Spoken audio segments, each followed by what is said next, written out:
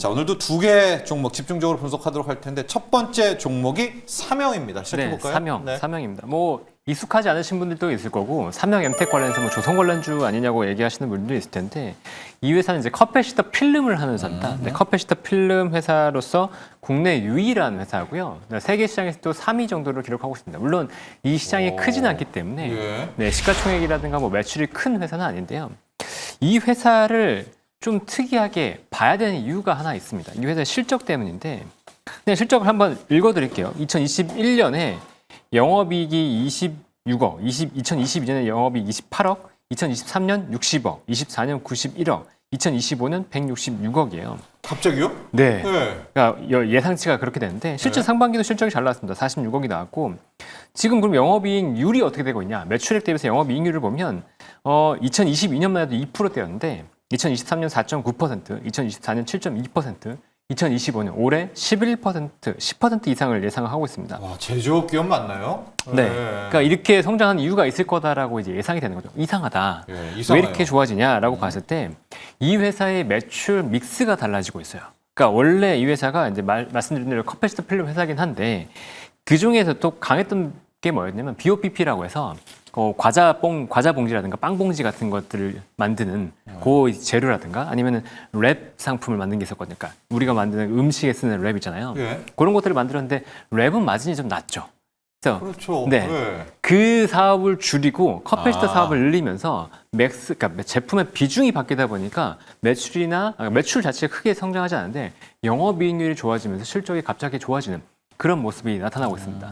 그럼 이 커패시터라는 게 뭐고 어디에 쓰이길래 이렇게 좋아지는 거냐라는 걸 궁금하실 수 있는데 이 커패시터는 컨덴서라고도 하고 우리나라 말로는 축전기라고 합니다. 네. 그래서 전기를 일시적으로 저장을 해둬서 이 전기가 안정적으로 고르게 전기 제품으로 갈 수 있게끔 도와주는 제품이라고 보시면 되는데 이게 전기차가 많이 따지면서 이 커패시터의 수요가 늘어나고 있어요. 그리고 신재생 에너지도 마찬가지로 ESS나 이런 것들이 전력이 안정적으로 공급되지 않다 보니까 전력을 안정적으로 공급할 수 있도록 커패시터의 수요가 늘어나고 있습니다. 그러면서 사명도 이 시장에 대응하기 위해서 빠르게 캐파를 늘렸어요. 2021년에 캐파 증설을 계획을 했었고 2023년에 이 공장이 준공되면서 조금씩 이 캐파시터 쪽에서의 성과가 나오고 있는 상황이라고 보면 됩니다. 네. 기존의 캐파가 한 600만 톤 정도 됐었는데 지금 추가로 400만 톤을 늘려서 한 1000만 톤 정도의 캐파가 됐고요. 근데 이 캐파의 가동이 2023년에 가동이 준공됐음에도 불구하고 테스트를 계속해서 거치면서 가동 자체는 올해 하반기에 본격적으로 좀 될 거라고 보고 있습니다. 상반기부터 양산이 들어갔고 하반기부터 본격적으로 생산이 들어가기 때문에 실적은 하반기 그리고 내년까지도 계속 좋아질 수밖에 없다고 보고 있고 이 회사는 지금 수요가 너무 좋아서 공급이 딸린 상황이라고요. 그러니까 공급이 달리는데 이 산업의 특징 자체가 이 커패시터 필름을 증설하는데 증설 기간이 5년이 걸린답니다. 그리고 이 증설하기 위한 돈도 많이 들어서 추가로 여기 증설이 들어오는 업체가 많지 않다는 거죠. 그래서 사명이 추가적으로 증설을 이미 했고 추가 600만 톤 증설을 한다 그러면 이 시장에서 계속해서 수요가 지금 넘쳐나기 때문에 공급을 하는 족족 실적이 올라갈 걸로 기대가 되고 있거든요. 그래서 앞으로 실적 계속 좋을 거다라고 보고 있고 여기 플러스로 조선 관련된 기업도 얽혀 있긴 합니다. 네, 자회사로 삼형중공업이 있는데 이 삼형중공업은 선박 엔진 부품들을 만들고 있어요. 그러니까 실린더 라이너라든가 가스 리시브 같은 걸 만들고 있는데 이 삼형중공업의 매출도 당연히 좋아지고 있고 최근에 보면 2024년 6월에 캐스코라는 회사를 인수했어요. 네.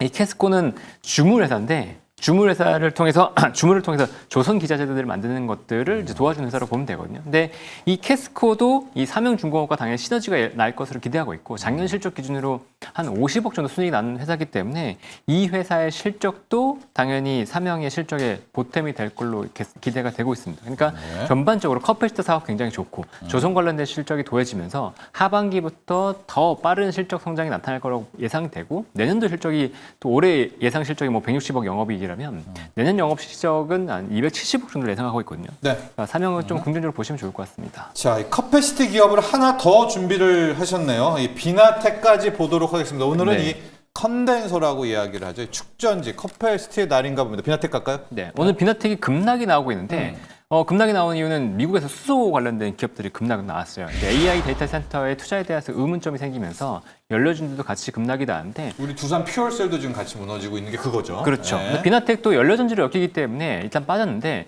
연료전지와 실제로 지금 현재 관련이 있냐고 보면 크지 않습니다. 그리고 이 회사는 연료전지 중에서도 자동차 쪽을 하기 때문에 연료전지와 엮여서 하락하는 건 사실 아니라고 보고 있고 이 회사에 관심을 가져야 되는 건 슈퍼커패시터입니다. 그러니까 슈퍼커패시터는 아까 말씀드렸던 컨덴서 중에서도 저장 용량에 좀 더 포커스를 둔 이 커패시터라고 보시면 되고 이 슈퍼커패시터는 데이터 센터와 연관이 돼 있어요. 그래서 데이터 센터가 늘어나면 늘어날수록 ESS가 늘어나야 되고 이 ESS에 이 슈퍼커패시터가 들어가서 전력 공급의 안정성을 높이는 형태로 가고 있거든요. 예.